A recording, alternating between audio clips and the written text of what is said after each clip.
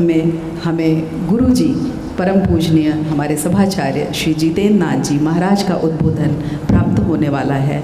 तो हम अपने गुरुजी के चरणों में, श्री चरणों में नमन अर्पित करते हुए सभी कार्यकर्ताओं की तरफ से आपका अभिनंदन करते हुए आपसे आग्रह करते हैं कि आप अपना सुंदर उद्बोधन हम सबको दें, जो हमें पाथेय के रूप में प्राप्त होगा और जिसके सहारे हम पूरे वर्ष भर कार्य करते रहेंगे। तो परम पूजनीय गुरु जी से मेरा सादर साग्रह अनुरोध है कि आप अपने उद्बोधन हम सबके लिए दें। यस्य वामे तु जनकात्मजा पूर्वतो मारुतिर्यस्य तं वन्दे रघुनन्दनं। सर्वमंगलमांगल्ये शिवे सर्वार्थसाधिके शरण्ये त्र्यंबके गौरी नारायणी नमोस्तुते। रत्नाकराधौतपदां हिमालय किरटिनीं ब्रह्मराजश्रत्नाढ्यां वन्दे भारत मातरम। आज के इस सत्र में विशेषता उपस्थित परम पूजनीय सरसंघचालक श्रद्धेय मोहन जी, व्यासपीठ पर उपस्थित विश्व मांगल्य सभा की माननीय अध्यक्षा, सभाचार्या, परामर्शदाता, सभी अधिकारीगण तथा मेरी कार्यकर्ता बहनों। सदाचार सभा के भारत में चलने वाले सभी उपक्रमों की संयोजिका, सह संयोजिका इस नाते हम यहाँ उपस्थित हैं। सदाचार का महत्व कितना अनन्य साधारण है, और यदि इस देश से, इस समाज से, अपने घर से सदाचार हट जाए तो उसके परिणाम क्या हो सकते हैं, इसकी कल्पना करके ही हमारे शरीर पर रोंगटे खड़े हो सकते हैं। सदाचार वो रीत है, सदाचार वह तत्व है कि जिसके आचार से सत्य, धर्म, पवित्रता, शुद्धता, पुरुषार्थ, सद्विचार, इन सब की स्थापना होती रहती है, और इन्हीं के कारण धर्म बलता है, इन्हीं के कारण समाज सुरक्षित तथा संवर्धनशील होता है, इन्हीं के कारण आनंद की अनुभूति, समाधान की अनुभूति, परस्पर स्नेह, प्रेम आदि सब टिके रहता है। और सदाचार जब हट जाता है तो हमारे पड़ोस के पाकिस्तान की कल्पना करो, हमारे अड़ोस पड़ोस के वे प्रांत जहाँ पर हमारा दुर्लक्ष्य हुआ, वहाँ पर जो भी समाज में अनीति, अनाचार, हिंसाचार, अत्याचार, ये सब जो होता है वह किस कारण हो रहा है, इसका जरा चिंतन करो तो ध्यान में यही आएगा कि जहाँ से सदाचार हटा वहाँ पर दुराचार शुरू हुआ, और इस सदाचार का अभाव ही श्रीलंका में रावण के समय में था। इसी कारण सदाचार की स्थापना के लिए भगवान राम जी के चरण गए, लेकिन उसके लिए कारण एक माँ ही बनी जिसका नाम सीता है। यदि सीता माँ वहां नहीं जाती, वहां अशोक वाटिका में अपना अधिष्ठान नहीं जमाती, तो वहां के दुराचार का ध्वस्त होना और सदाचार की स्थापना होना ये नहीं होता। राम जी ने यद्यपि ये किया, ये सत्य है, लेकिन उसके लिए कारण सीता एक माँ बनकर वहां गई, ये भी है, इसको हम नकार नहीं सकते। और ये सोचकर हम ये अनुमान लगा सकते हैं कि सदाचार की स्थापना, उसका संवर्धन, उसकी रक्षा के लिए माँ का अस्तित्व कितना बड़ा योगदान और काम करता है। सदाचार का शास्त्रीय अर्थ क्या है, क्यों हमने सदाचार सभा ये नाम दिया और उसमें मातृ संगठन ने ये करना चाहिए ऐसा सोचा। कहते हैं कि यस्मिन् देशे वर्णानां शांतरालानां परंपरा क्रमात् आगताः आचार सा सदाचार उच्यते। जिस देश में चलती रही जो परंपरा है, उस परंपरा के आधार पर अपने देश, अपने समाज, अपना वंश, अपना कुटुंब, इसके अंतर्गत मूल्यों का, सिद्धांतों का और सदाचारों का संवर्धन करने की जो हम चेष्टा करते हैं, जिसे परंपरा एवं परंपरा प्राप्त, ये जो भगवान श्री कृष्ण ने गीता में अर्जुन को कहा कि मैं ये मेरे मन से नहीं गीता बता रहा हूं, ये भगवत गीता के 18 अध्याय, इसमें जो पुरुषार्थ है, भक्ति है, ध्यान है, राजयोग है, राजगोया, राजविद्या योग है, ये समस्त योग है, इसके लिए मेरी परंपरा ने मुझे ये दिया है, इस कारण मैं आपको दे रहा हूं। माने एक अर्जुन का निर्माण करने के लिए परंपरा को जोड़कर भगवान श्री कृष्ण को अर्जुन को ये बताना पड़ा। भगवान श्री कृष्ण तो भगवान थे, परंपरा से वो विघटित नहीं हो सकते, लेकिन डर है हमारे तुम्हारे सबके घर का, वंश का, उसमें रहने वाले लोगों का, कि हम परंपरा को छोड़ दें। इस परंपरा का विस्मरण हम कब कर दें, इसका भय लगता है। देश तभी पारतंत्र में गया जब हम अपनी परंपरा से आत्मविस्मृत हुए। हमारे अतीत इतिहास का जो प्रभाव है उसका अभाव हो गया हमारे जीवन में। जब हमारा अतीत इतिहास, हमारी परंपरा, हमारी संस्कृति बताने वाली माँ घर में नहीं रही, बाप घर में नहीं रहा, भाई उसके बारे में बात करना छोड़ दे, समाज परस्पर मिले तो संस्कृति, परंपरा, सभ्यता, मूल्य, सिद्धांत, इसकी चर्चा जब छोड़ दे, 10 माताएं एक साथ आने के बाद में अपने कपड़ों की चर्चा, अपने सौंदर्य की चर्चा, अपने फैशन की चर्चा, और करते करते अपने परंपरा की, संस्कृति की, विरासत की, अपने मूलभूत कर्तव्य भावना की बात करना छोड़ दे, जब ये होता है उसे कहा जाता है कि आत्मविस्मृत होना। और ऐसे आत्मविस्मृत होने के बाद में हमारी गृह परंपरा, हमारी समाज परंपरा, हमारी राष्ट्र परंपरा सहजता से मिट जाती है और उसके परिणाम हम भोगते हैं। तो सदाचार कई सूक्तों में बताया है। सदाचार शुभाकल्पो मिताहारो जितेंद्रियम, ये कुछ तत्व होते हैं, उन तत्वों के आधार पर ही हमारे जीवन का विकास, भले ही हम आधुनिक काल प्रवाह में आधुनिक हुए ऐसा हमें लगता है, लेकिन मूल माता उसमें के आधुनिक नहीं हो सकते। आधुनिकता भौतिक स्वरूप में वो प्राप्त कर सकती है, लेकिन माँ का मातृत्व उसे एक प्राचीन अधिष्ठान है, उसे परंपरा, संस्कृति से लैस होना जरूरी है। इसका चिंतन समाज को कराने के लिए, प्रबोधन कराने के लिए, वो पुरुषार्थमयी हमारे अतीत इतिहास का आकर्षण उसके हृदय में पैदा हो, इसके लिए हमने सदाचार सभा इस नाते समाज की एक पाठशाला, प्रयोगशाला, गुरुकुल कहे या हमारे परंपरा के आचार्य इस नाते अपना स्थान समाज में प्रतिष्ठित करने हेतु हमने समाज में सदाचार सिखाने वाली आचार्य निर्माण करने का दायित्व लिया, और उसी को हमने संयोजिका कहा, उसी को सहज संयोजिका कहा, उसी को हमने प्रवर्तिका कहा, उसी को हमने सदाचार सभा चलाने वाली संचारिका कहा। तो इससे बहुत अनन्य साधारण महत्व होता है। क्या था हमारा भारत, कैसी थी माताओं की स्थिति, कैसी थी परिस्थिति। गोविल जो स्मृति है, सूत्र है, उसमें बताए हुए, उसमें इतना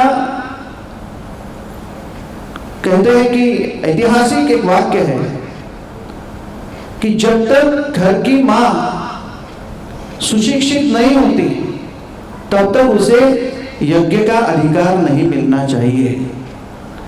अब गोविल स्मृति ऐसा क्यों कहती है? क्योंकि उस समय माताओं को सुशिक्षित होने की आवश्यकता कितनी है ये स्मृतिकार जानते थे। तो यज्ञ माने केवल स्वभाव वाला यज्ञ नहीं, गृह यज्ञ भी है, जिसमें घर के अपने कर्तव्यों का पालन करने के लिए अपने जीवन का निर्वहन करना एक यज्ञ है। गार्हस्थ यज्ञ कहते हैं घर चलाने के लिए, उसको मिलकर गार्हस्थ यज्ञ कहा गया कि उसके लिए कुछ सीखना चाहिए। अब सीधी सी बात है कि हमारे इलेक्ट्रॉनिक या आईटी इंजीनियरिंग, आईटी कंपनी में सर्विस चाहिए तो जो इंटरव्यू लेता है वो ये परखता है कि इसे आईटी इंडस्ट्री का या आईटी का नॉलेज कुछ है कि नहीं। मैकेनिकल इंडस्ट्री में जाए तो मैकेनिकल इंजीनियरिंग का ज्ञान है कि नहीं।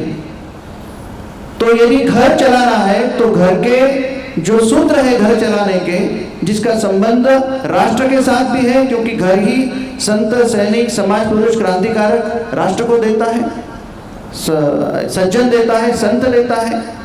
तो जिस घर से ये प्रोडक्शन हो उसका ज्ञान जो गृहिणी इस नाते, माँ इस नाते, किसी की अर्धांगिनी इस नाते जिस घर में जाने वाली है, जिसकी बहू बनकर जा रही है, उसको ज्ञान है कि नहीं, इसकी चर्चा कौन करेगा? क्योंकि राष्ट्र को, समाज को, धर्मों को देने वाला तो केंद्र इकाई घर ही है। तो सदाचार सभा में माँ इस नाते हमने क्या विचार किया है? हर कोई घर के संदर्भ में जब विचार करता है तो विचार करता है कुटुंब, इस शब्द का हम उपयोग करते हैं। कुटुंब का मायने ये कूट माने जो समझता नहीं, जिसमें क्या चल रहा है, कौन कैसे आया है, किस तरीके से, क्योंकि किसी घर का रजिस्ट्रेशन नहीं होता, ट्रस्ट नहीं होता, सचिव नहीं होता, अध्यक्ष नहीं होता, फिर भी वो चलता है। वो चलाने वाले हैं कौन, उसकी सत्ता कौन सी है, उसकी अधिसत्ता कौन सी है? तो हम कूट, उम्ब माने गर्भ से निर्माण हुआ वो तत्व जो समझ में नहीं आता, जिसका संचालन गर्भ करता है, और उम्ब माने गर्भ, कूट माने जो समझ में नहीं आता, लेकिन ये कूट और उम्ब ये दोनों शब्दों की अधिष्ठात्री माँ ही है। अभी ये सब बातें भारत के चर्चा से हद्दपार हो गई, कोई इस मामले में चर्चा करता नहीं, लेकिन इसका महत्व कितना है वो वही जाने जो जब घर नीतिमत्ता सदाचार से रहित हो गए, उसके बिना चलने लगे, तो उसकी आफत हमने कैसे झेली, कितने बार परतंत्र में गए, कितने बार हम अशक्त हुए, कितने बार आत्मविस्मृत हुए, उसके सब हमने चोटें खाई है। तो हमें सदाचार सभा में मातृत्व का योगदान समाज के लिए, राष्ट्र निर्माण के लिए, जगत कल्याण के लिए जब इसकी सोच की, तो हमारे सामने कुटुंब से भी वंश आया।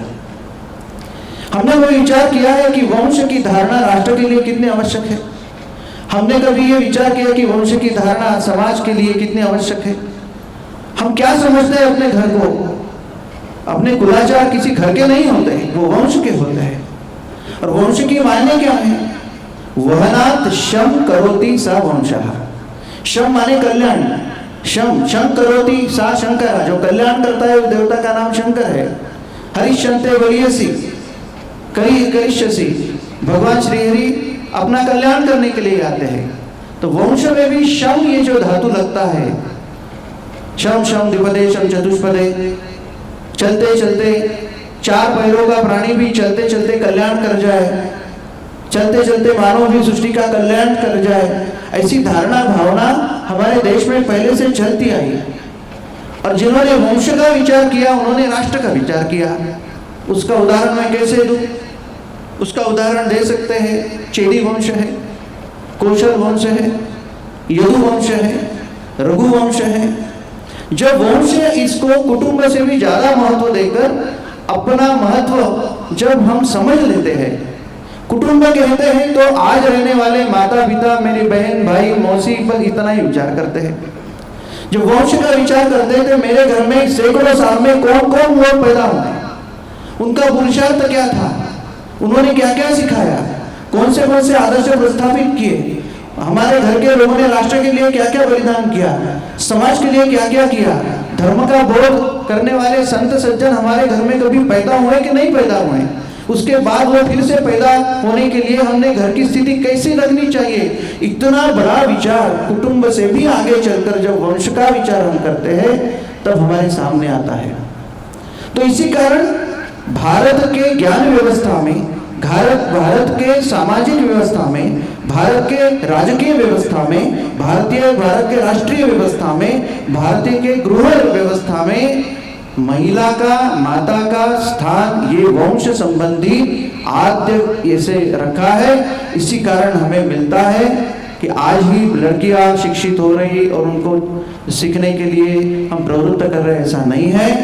ऋग्वेद में 200 महिलाओं का ऐसा जिक्र है कि जिन्होंने भरपूर ज्ञान से लैस होकर प्रबोधन उद्बोधन करते करते शस्त्र और शास्त्र दोनों के बारे में अपने विचार प्रकट किए हैं। गार्हस्थ्य जीवन में गृह जीवन भी कैसा होना चाहिए, समाज जीवन भी कैसा होना चाहिए, इसके विचार प्रकट किए हैं। आपको आश्चर्य लगेगा, भगवान राम जी के जो गुरु थे वशिष्ठ, उनकी पत्नी थी अरुंधति। तो भगवान राम जी की शिक्षा करने के लिए शतपथ ब्राह्मण में इसके कई उल्लेख आए हैं। तो भगवान राम जी को सिखाने के लिए आदि शिक्षा वशिष्ठ देते थे और आदि शिक्षा अरुंधति देती थी। माने पर्यावरण और संगीत की शिक्षा भगवान रामचंद्र जी को वशिष्ठ की पत्नी अरुंधति ने दी है और इसके कई उल्लेख शतपथ ब्राह्मण में आते हैं। समस्या यह है कि हमने अपने अतीत इतिहास के सदग्रंथ पढ़ना छोड़ दिया। आज सदाचार सभा के माध्यम से हम ग्रंथोत्सव करते हैं, संस्कृति उत्सव के माध्यम से हम हमारे प्राचीन वैभव के ऐसे माता भगिनियों का योगदान सब समाज के सामने लाते हैं। तब आश्चर्यचकित महिलाएं होती है कि ऐसे भी माँ थी, ऐसे भी गुरु माँ थी, ऐसी भी महिलाएं समाज में चलती थी, ऐसी भी महिलाएं विचार करती थी। ये भारत का वैभव है जिसके आधार पर हम आने वाले भारत की धारणा कर सकते हैं। इस कारण वंश का विचार ये सर्वोपरि विश्व मांगल्य सभा मानती है और वंश की अधिष्ठात्री साम्राज्ञी श्वशुरे साम्राज्ञी भव, ये जब विवाह लगता है तब एक मंत्र आता है तो उसे उपदेश किया जाता है श्वशुरे साम्राज्ञी भव। एक साम्राज्ञी बनकर अपने वंश में आपको इतना पुरुषार्थ जगाना है और उसके लिए आपको तैयार होना है, सीखना है, प्रशिक्षित होना है। पूरे भारत की, पूरे विश्व की आधी आबादी महिला है। इस महिला होने के नाते जो विरासत हमारे मातृत्व के पुरुषार्थ में रही है उसका चिंतन करने की पाठशाला ना स्कूल में रही, ना कॉलेज में रही, ना घर में वो चर्चा रही, ना समाज में 4 महिलाएं मिलती है तब वो चर्चा होती है। इस कारण उसका स्रोत पैदा कैसे करें, वो विचार करने की जगह निर्माण कैसे करें, समाज की मनस्थिति, उस धारणा, ये सब विचार करने की कैसी बनाए, ये आह्वान कौन करे। इसी कारण सदाचार सभा एक अनन्य साधारण महत्व रखती है जिसमें एक वंश चलाने वाली माँ सदाचार सभा में प्रविष्ट होकर अपने वंश की चिंता, पड़ोस के वंश की चिंता, समाज में रहने वाले अनेक माताओं के वंश की चिंता करे और केवल व्यक्तिगत जीवन नहीं तो जैसा वंश सैकड़ों हजारों साल से चला और आने वाले हजारों साल मेरा वंश कैसे चलेगा, जिसका उपयोग देव, देश और धर्म हित होगा, इसकी चिंता और इसका विचार करने की जिम्मेदारी हम माँ इस नाते आज ले रहे हैं। आपको आश्चर्य लगेगा, स्त्रियों का उपनयन होता था। आज समस्या यह है कि अपने घर के बच्चे अपने धर्म के बारे में कोई सवाल पूछे क्योंकि उनका धर्म के साथ कोई संबंध नहीं आता। पहली से चौथी शिक्षा में जाते तो डॉक्टर बनने के, इंजीनियर बनने के सपने चालू हो जाते हैं। घर के बाहर ज्यादातर रहने वाला बेटा सोने के लिए घर में आता है और उड़ जाता है तो खेलने के लिए मैदान पर थोड़ा समय चले जाता है। न माँ का उसके साथ संबंध आता है, न पिता का संबंध आता है, न भाई का संबंध आता है, न रिश्तेदारों का संबंध आता है, न समाज का संबंध आता है। इसके संबंध इतने टूट गए, वो राष्ट्र के और संस्कृति परंपरा से क्या संबंध रखेगा। उपनयन होते थे, अब स्त्रियों का उपनयन ये तो बहुत बड़ी बात है, तो उसे क्या कहा जाता था, कटिबद्धा ये शब्द आया है। और कटिबद्धा क्यों कहा जाता था, स्त्रियों के उपनयन करने बाद में कोई संकल्प लिया जाता है। ब्याह करते समय यज्ञोपवीत पहनाया जाता है, राज्याभिषेक के समय यज्ञोपवीत पहनाया जाता है, दीक्षा के समय यज्ञोपवीत पहनाया जाता है। हर कोई प्रतिज्ञा जब हम लेते हैं, एक ध्येय का स्वीकार करते हैं और हम ध्येय के लिए कटिबद्ध होते हैं, उस समय उसे कटिबद्धा कहा जाता है। उपनयन के बाद भारत की स्त्री को कटिबद्धा कहा जाता था, क्योंकि वो कटिबद्ध होकर प्रतिज्ञा लेती थी कि मैं राष्ट्र के लिए ऐसे जीऊंगी, मैं वंश के लिए ऐसे जीऊंगी, मैं समाज के लिए ऐसे जीऊंगी, मैं गार्हस्थ जीवन के लिए ऐसे बनूंगी, मैं हमारी संस्कृति परंपरा के लिए ऐसे कटिबद्ध रहूंगी। ऐसे कटिबद्धता की प्रतिज्ञाएं वो लेती रहती थी। वो कटिबद्धता आज समाज से कहां गई? बाहर का काम पुरुष करे, अंदर का काम स्त्री करे। इससे भी एक संघर्ष वैचारिक पैदा हुआ बीच में। ये संघर्षों से क्या होता है? मां का मातृत्व डिस्टर्ब होता है, वो उस विचारों में जाती है। पहले घर में रहती थी, क्यों रहती थी?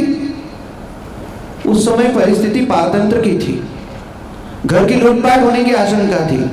बड़े बड़े सम्राट भी मुहिम करके लूट कर अपने देश के लिए धन जमाते थे और महीनों महीने बाहर रहते थे, तो अपने पत्नी और अपने वंश चलाने वाली साम्राज्ञी घर की मां के पास ही विश्वास के साथ अपना साम्राज्य का सब कुछ रखते थे। कितना विश्वास था, कितना परस्पर पर अटूट विश्वास, कितना अधिकार परस्पर पर था, इसका विचार हमने कभी किया ही नहीं। क्योंकि घर के मां का वंश चलाने के संदर्भ में क्या क्या अधिकारिता उसकी थी, उसमें कितना सामर्थ्य था, उसमें कितना विचार था, उसकी सोच ही हमने कभी की नहीं। तो कहते हैं कि कटिबद्ध होकर समाज के लिए उतरना, काम करना, ये बहुत बड़ी महत्वपूर्ण बात थी जिसका विस्मरण हमें हुआ। अब हमने कभी विचार किया क्या कि घर की मां कैसी सोच करे? मैं सबको पूछता हूं यहां पर बैठे हुए, अपना जो घर है उसकी आयु क्या है? बहुत बड़ा सवाल है, बहुत बड़ा प्रश्न है। तो हम कहते हैं 2 या 3 पीढ़ी हमारे कंप्यूटर की 5 जनरेशन हमको मालूम है। पहला एबेकस था, उसके बाद में कौन कौन से कंप्यूटर्स की जनरेशन आए हुए 5 मैं भी बता सकता हूँ। अभी 6वीं 8वीं 9वीं चालू है, शायद 10वीं चालू है। लेकिन मेरे वंश के 5 नाम मैं बता सकती हूँ क्या? मेरे पिता, उनके पिता, उसके परदादा क्या करते थे, मेरी परनानी परदादी कैसी थी, क्या क्या पुरुषार्थ किए थे, क्या कैसी कैसी अवस्था व्यवस्था उस समय उन्होंने उससे वंश निकाला, हमें नहीं पता। क्योंकि वंश हर चीज एजुकेशन के बाद सरकार या व्यवस्थाएं देती है, लेकिन वंश एकमात्र ऐसी चीज है जो परंपरा से प्राप्त भगवान ने हमको दी है, जो सहजता से दी है, उसकी कोई मूल्य कीमत हमें नहीं रहती। तो मैं ये प्रश्न पूछता हूं कि एक माता समाज के काम के लिए खड़े होने के लिए स्वयं के लिए प्रश्न करे कि जिस घर में मैं पैदा हुई या ब्याह कर गई, उस घर की आयु क्या है? मुझे पता है, कोई नहीं बताएगा। लेकिन भगवान ने इसका उत्तर दिया है। ऊर्ध्व मूलम अधशाखा अश्वत्थम प्राहुरव्ययम छंदांसि यस्य पर्णानि यस्तम वेद स वेदविद। हम सबका मूल ऊर्ध्व है, ऊपर है। ये दैवी परंपरा से चलती हुई आई है। हमारी आद्य स्त्री जो भारत के तत्वज्ञान के द्वारा हमें बताई गई है, वो स्वयंभू मनु प्रथम पुरुष और शतरूपा ये प्रथम स्त्री जो भगवान के ही वाम और दक्षिण अंग से निर्माण हुए, ये स्त्री भगवान के ही वामांग से निर्माण हुई। और इसी कारण और उसका नाम भगवान ने सोचकर क्या दिया था?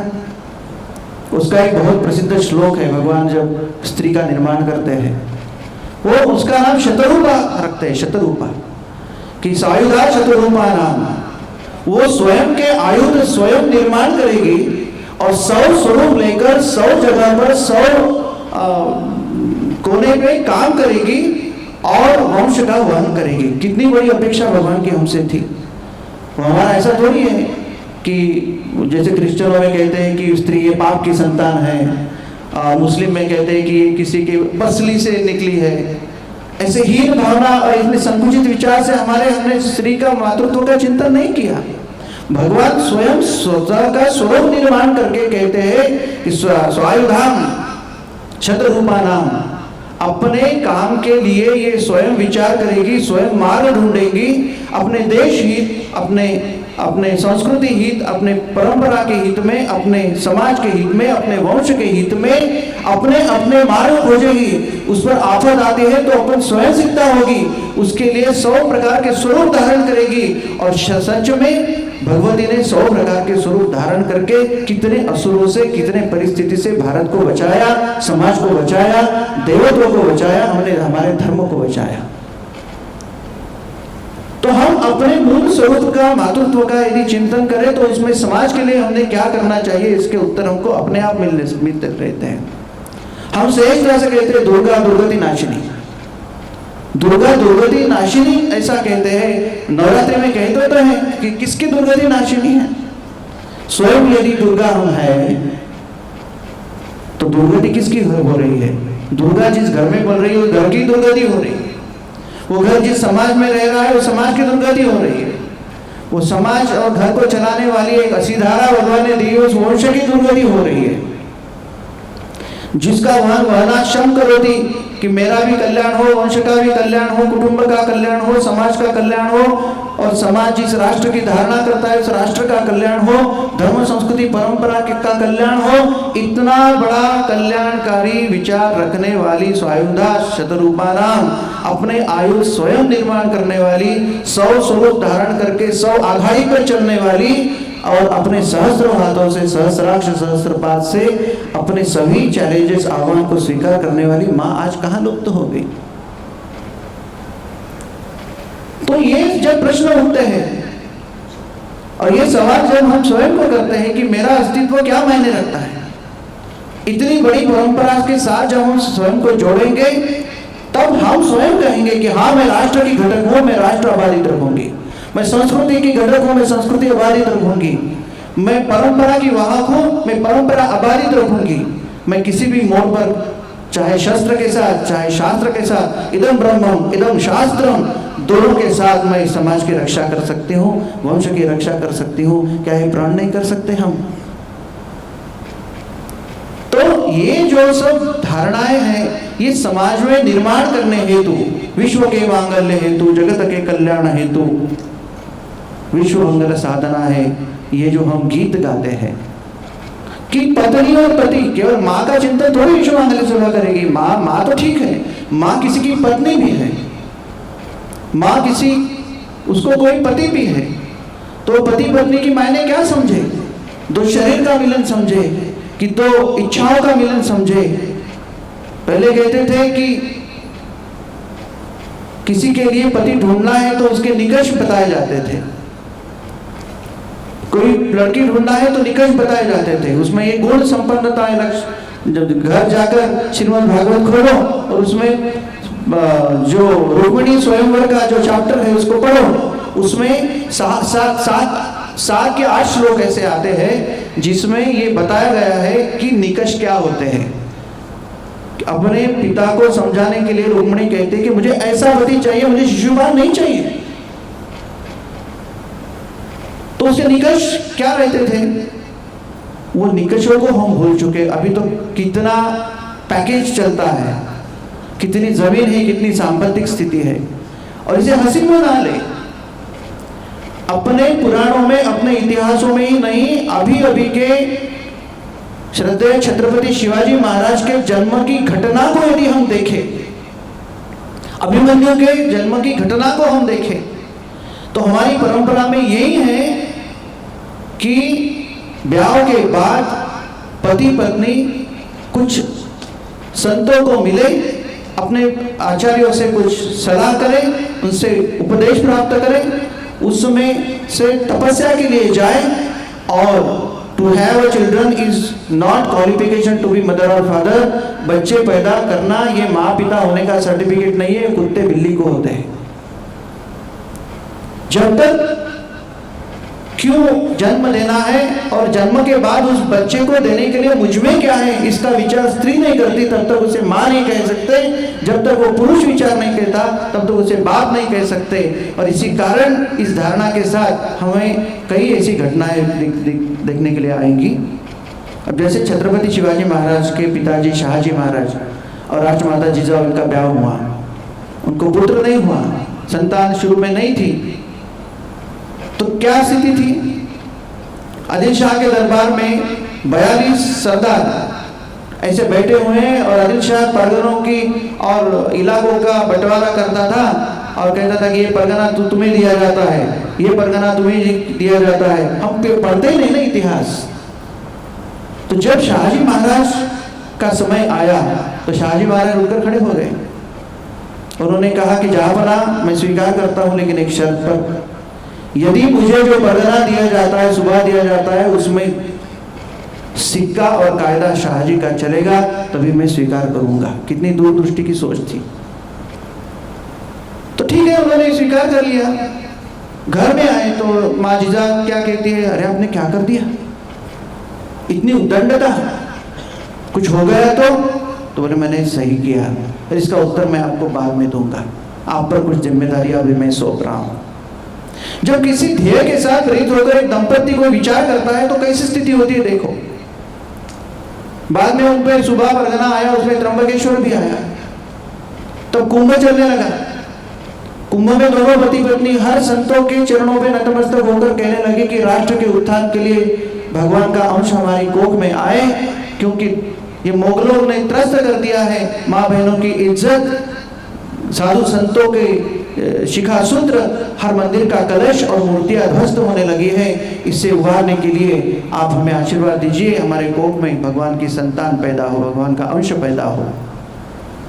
सब संत कहते कि जाओ त्र्यंबकेश्वर को बताओ। त्र्यंबकेश्वर के पास गए और कहा कि भगवान यदि कोख में बेटी आती है तो नाम भवानी का रखेंगे, कोख में यदि बेटा आता है तो नाम आपका स्वयं का रखेंगे। संयोगवश भाग्यवश बेटा पैदा हुआ और उसका नाम भगवान शंकर के नाम से शिवा रखा गया। तो राष्ट्रमाता जिजाबाई ने हमारी बाल सभा जो काम करती है वही काम किया। अपनी कोख में बिठाकर ट्विंकल ट्विंकल लिटिल स्टार नहीं बताया, हमारी कोख में बिठाकर कोई आधुनिकता के पाठ ऐसे नहीं पढ़ाए। द्रोण बताया, सात्यकी बताया, अर्जुन बताया, राणा प्रताप बताया, भीष्माचार्य बताए, राम बताए, लक्ष्मण बताए, हमारे अतीत इतिहास को बताया। उसका परिणाम क्या हुआ? उसका परिणाम ये हुआ कि 8 साल के बाद छत्रपति शिवा जब सामने आते हैं और राष्ट्रमाता जिजाबाई को कहते हैं माँ मेरा जन्मदिन है, मैं आपको क्या दूं? तो वो राष्ट्रमाता कहती है कि वो दरवाजा खोल। क्या दिखता है? किला दिखता है। किले पर क्या है? झंडा है। कौन सा रंग है? हरा है। तो मुझे देना है ना, तो मुझे एक ही बात है, यदि मैंने आज तुझे पढ़ाया होगा तो हरा झंडा निकालकर मेरा भगवा ध्वज वहां पर स्थापन करके दे। जब माता अपने तत्वों का अक्षरशः पालन करती है, अपने वंश की चिंता करती है, अपने वंश का सीधा संबंध वंश को राष्ट्र की इकाई मानती है, समाज की इकाई मानती है, अतीत इतिहास की इकाई मानती है, बलिदानियों के साथ अपना रिश्ता जोड़ती है, उस समय माँ ऐसा कुछ कर पाती है। उसके जो परिणाम है वो ऐसे आते हैं। और तभी हमारे छत्रपति शिवाजी महाराज ने रायरेश्वर के मंदिर में जाकर अपनी अंगुली काटकर रक्ताभिषेक करके तोड़ना, समाज का रक्षण होता है। और मैंने जो कहा कि आपके वंश की आयु क्या है, कितना बड़ा योगदान हमारा है कि वंश की आयु क्या है तो हम बता नहीं सकते। दूसरा में है तो वो लाखों साल की, लेकिन दूसरा प्रश्न पूछता हूं कि आज से 70-80 साल बाद अपना घर इसी पुरुषार्थ के साथ ऐसे ही रहेगा, इसकी गारंटी देते हो क्या? यदि 80 साल बाद हमारा घर कैसा रहेगा इसकी गारंटी देंगे नहीं, तो समाज की गारंटी क्या देंगे? देश की गारंटी क्या देंगे? हिंदुस्तान की क्या देंगे? हमारे संस्कृति परंपरा का क्या देंगे? आज अपना जीवन निस्सार करके हमारे देश की सीमा पर मरने वाले, लड़ने वाले जो सैनिक पैदा हो रहे, राष्ट्रीय स्वयंसेवक संघ हो या ऐसे कई समर्पित संगठनों के कई प्रचारक और कई ऐसे कार्यकर्तागण अपना जीवन निछावर करके राष्ट्र की सेवा में लगे हैं, इन सबके कार्यों को हम हाथ भार कैसे लगाएंगे? क्योंकि देने वाले हम ही हैं। घर का घर नहीं, अर्थ उसका गृह है, जिसमें गृहाण गृहणामी ये 2 चीजें चलते हैं कि आओ देने के लिए हम तैयार हैं, लेने के लिए आप तैयार हो। कहाँ गई वो विरासत जहाँ चले जाओ अंग्रेजों को बोलने के बाद में अपने मंगलसूत्र उतारकर, अपने बिछुए पैर के उतारकर, अपने कंगन उतारकर राष्ट्र के झोली में डालने वाली माँ। अभी तो वो सब डिजिटल होने लगा गोल्ड बॉन्ड में। अब तो यदि कंगन उतार के झोली में डालने की अवस्था आई तो कैसे डालेंगे? लेकिन जहां जिस देश कालमान परिस्थिति में जो बनता है वो हम कर सके, उसकी जिम्मेदारी माँ की है। पति पत्नी का रिश्ता है, पत्नी भी है माँ। उसकी जिम्मेदारी क्या होती है? मेरे पति का पतन ना हो, इसकी जिम्मेदारी जो लेती है वो पत्नी, और ऐसी जिम्मेदारी लेने वाली की पद संभालना वो होता है पति। पति तो देह है वो पति, और पतन नहीं हो इसकी चिंता करना। मेरा पति समाज का एक पुरुषार्थ का हिस्सा है, उसका पतन ना हो। मेरा पुत्र समाज की धरोहर है, उसका पतन ना हो। मेरी पुत्री इस देश की किसी वंश की चलाने वाली वंश की साम्राज्ञी माँ बनेगी, उसकी चिंता करना। इसी कारण हम ये सोचते हैं कि हमारी जिम्मेदारी ये है कि हर कोई बच्ची जन्मतः माँ होती है, केवल उसकी आयु, उसकी वृद्धिंगता उतनी हुई नहीं, उसका ब्याह हुआ नहीं, उसको कोई संतान हुई नहीं, इसी कारण उसे पुत्री कहा जाता है। जब वो ब्याहता होती है तो उसे माँ कहा जाता है, लेकिन मातृत्व के गुण और गुण सिखाने की दशा उसकी बचपन से शुरू होती है। वो छोटी सी माँ होती है, बाद में वो परिपूर्ण माँ होती है। तो समाज में हमारी बहुत बड़ी जिम्मेदारी है। हम केवल एक घर के नहीं, घर को भी जिसे कंपाउंड कहते हैं, दीवार रक्षण के लिए कहते हैं, लेकिन उसका रक्षण कौन करेगा? दीवार का समाज करेगा। समाज का रक्षण कौन करेगा? देश करेगा। देश का रक्षण कौन करेगा? देश की रक्षा के लिए जो भी अपने स्थान से लेकर देश की सीमा तक के, देश के हर तबके, हर विषय, हर विषय की चिंता करेंगे, वो सब रक्षा करने वाले हैं। उसमें से देश की रक्षा, समाज की रक्षा, परंपरा की रक्षा मेरा वंश करे, मेरा घर करे। इसकी जिम्मेदारी समझकर महिलाओं में, माताओं में चर्चा हो, क्योंकि वो श्वशुर की अपने घर की साम्राज्ञी है। और इसी कारण हम अपनी जिम्मेदारी को ना भूलें, और अपनी जिम्मेदारी माँ इस नाते बहुत बड़ी है। तो कहते हैं ना कि नास्ति मातृ समाम छाया, नास्ति मातृ समाम गति, नास्ति मातृ समा त्राणम, नास्ति मातृ समा प्रपाह, नास्ति मातृ समा छाया। छाया का मतलब क्या होता है? किसी वृक्ष की छाया में जाते हैं तब दो चीजें होती है, शांति मिलती है और दूसरी बात मिलती है, हमें पोषण मिलता है। माँ एक ऐसा तत्व है जो शांति प्रदान कर सकता है, जो पोषण कर सकता है। पोषण किस चीज का? केवल उदर वर्णन है, केवल पेट का नहीं। संस्कृति के पाठ पढ़ाना भी उसका जिम्मा है, क्योंकि हमें मान दिया है प्रथम आचार्य मातृदेवो भव, इस नाते संस्कृति के पाठ पढ़ाना, संस्कृति पोषण करना, घर की परंपराओं को सिखाना, घर का परंपरा का पोषण करना। मुझे याद है एक जगह गया था, उस घर के बेटे ने कहा कि मुझे पिताजी ने कहा है कि बेटा तू 10वीं पास हो गया, मेरे साथ 10-12 घर चलना है। बोले क्यों पिताजी? तो बोले इस कारण चलना है कि मैं ऐसे परिचय तुझे कर दूं, यदि मेरा कुछ कम ज्यादा हो गया, तेरी माँ का कुछ कम ज्यादा हो गया, तो मेरी जगह पर जिनको मैं मिलाने के लिए तुझे ले जा रहा हूँ वो चाचा रहेंगे, और यदि माँ चली गई तो माँ समान वो उनकी पत्नी रहेगी। इतनी सद्भावना उनको अपने घर के बारे में है, वो अपने वंश की चिंता करते हैं। आज हमने यदि ये सोचा कि अपने मरने के बाद अपने बेटे को यदि ये बताना है कि यदि हमारा कुछ हो गया तो ये जो घर है ना, ये माँ पिता समान ये दंपति है, इनके पास जाना, वो आपको सहकार्य करेंगे। क्या हमारे पास ऐसे घर हैं? किसने मिटाया ये सब घर? कुंती का वो याद करो।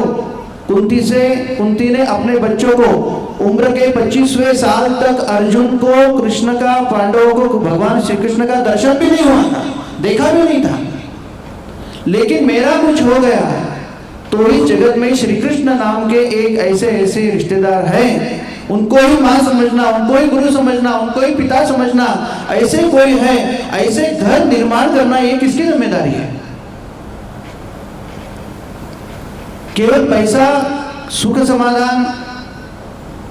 मैं तो हमेशा कहता हूं कि सत्संग करना है क्या? 4-10 महिला माताएं एकत्रित आ जाए, वंश की चिंता करें, वंश की धारणा, राष्ट्र की धारणा को ये करते समय उसका चिंतन करें, तो वही सत्संग हो जाए। तो ऐसी सब विषयों को लेकर माँ की कम समय में इसको अभिव्यक्त बहुत विस्तृतता से नहीं कर सकते, लेकिन हमारी जिम्मेदारी माँ इस नाते यदि हम ऐसा विचार करें कि वंश नाम की एक महत्तम इकाई जो परंपरा से, संस्कृति से, असीधारा से चलती आई, जिसमें से रघुवंश निर्माण हुआ, और हर वंश, मैंने अंग वंश है, कौशल वंश है, यदुवंश है, भोज वंश है, यादव वंश है, ये वंश नहीं तो भारत को कई आक्रमणों से बचाया। यदि कुटुंब से भी हम वंश के संबंध में चिंतन करें तो हमें ये पता चलेगा कि देव, देश और धर्म कार्य हित माता की जिम्मेदारी, यदि हम सही में पारंपरिक माता का अभ्यास करें, आधुनिक आह्वान की चिंतन और चिंता करें, और अपने मातृत्व को सिद्ध करने के लिए यदि हम ये सोचते हैं कि मैं ऐसी माँ बनूंगी कि देव, देश, धर्म हित मेरे घर से मैं सब कुछ लगाने के लिए स्वयं भी तत्पर हो जाऊंगी, अपने वंश कुटुंबीय सदस्यों को भी करूंगी, और समाज में ऐसे अनगिनत वंश में निर्माण करके अपने देव, देश, धर्म कार्य के लिए माँ इस नाते अपना पुरुषार्थ सिद्ध करेगी। मुझे लगता है कि यही विचार के साथ कुटुंब से भी परे वंश इस अभिव्यक्ति, इस इकाई का चिंतन करके अपने मातृत्व की पुरुषार्थ सिद्धता करने के लिए हम सफल बने, ऐसा ही आशीर्वाद हम भगवान श्री हरि से, भगवान भगवती जगदम्बा से मांगते हुए अपने मातृत्व का चिंतन करें, ऐसी अभिलाषा, ऐसी धारणा व्यक्त करके वाणी को विराम देता हूँ।